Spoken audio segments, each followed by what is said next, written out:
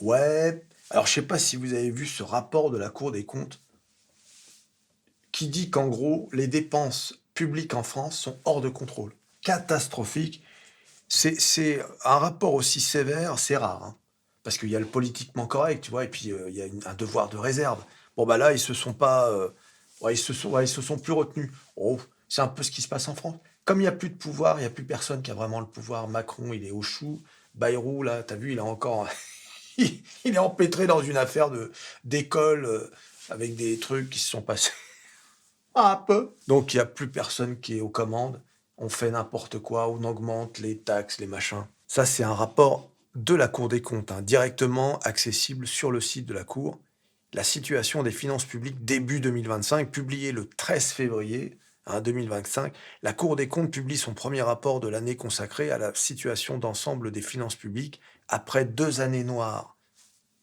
Ah mince. En effet, pour la deuxième année consécutive, le déficit public s'est aggravé en 2024 pour atteindre près de 175 milliards d'euros, soit 6 points de PIB après 5,5 points en 2023 et 4,5 points en 2022. La dette publique culmine désormais à près de 3 300 milliards d'euros et les charges d'intérêt à 59 milliards d'euros. Les charges d'intérêt, c'est ce qu'on doit payer pour payer ceux qui nous donnent de l'argent.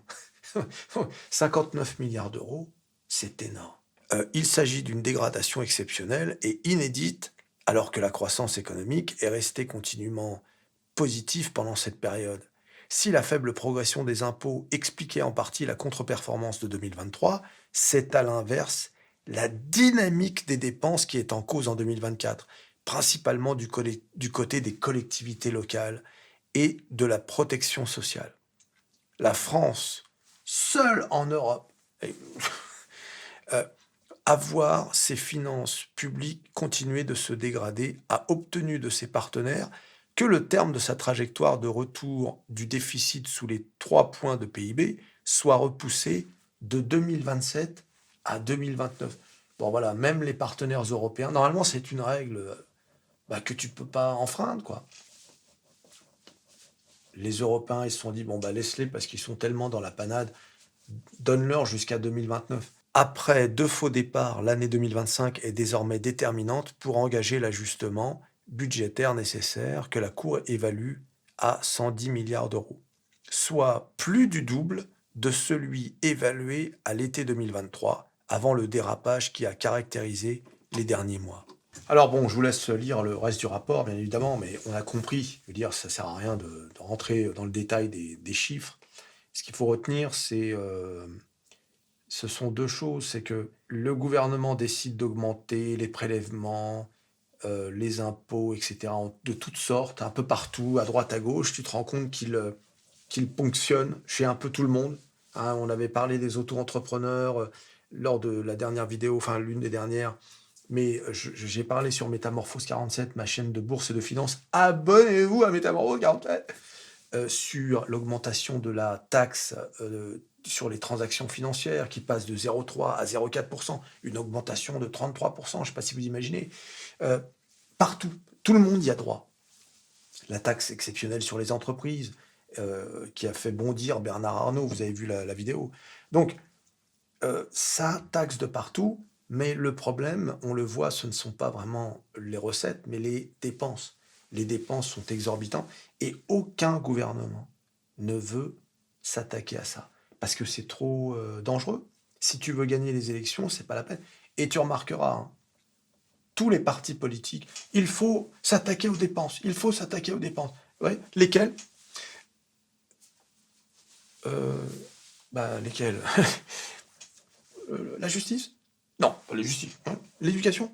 Alors, non. La santé? Non, bien sûr, les Français, on doit avoir une bonne santé. La police? Non, non, bien sûr que non. La police nous protège. Bah alors, c'est quoi alors? Eh ben, comment dire? C'est pas la météo là, normalement? Pas un peu. Hein. Voilà la vérité. La vérité, c'est que aucun politicien ne se risquera à taper sur les collectivités locales, hein, parce que là, ce sont les élections régionales, municipales, etc., qui risquent, ça risque de faire mal. Eh ben oui, mais t'es marrant, toi. Et la protection sociale qui est quasiment, c'est une tradition française. Là, tu risques de te mettre à dos des dizaines de millions de personnes. Ah, va expliquer aux Français que tu vas baisser, par exemple, je sais pas moi, le remboursement des médicaments, du médecin, du machin, ou bien moins d'allocations familiales, etc. Ça risque de faire très mal.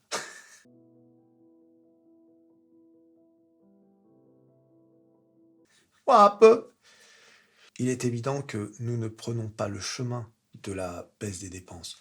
Et donc, ce qui va se passer, c'est qu'on va continuer de laisser filer le déficit et on va bah, faire ce qu'on peut avec du bricolage d'augmentation ici, une taxe exceptionnelle là, peut-être une dépense qu'on va supprimer à droite à gauche, mais qui ne réussira pas à renverser la tendance.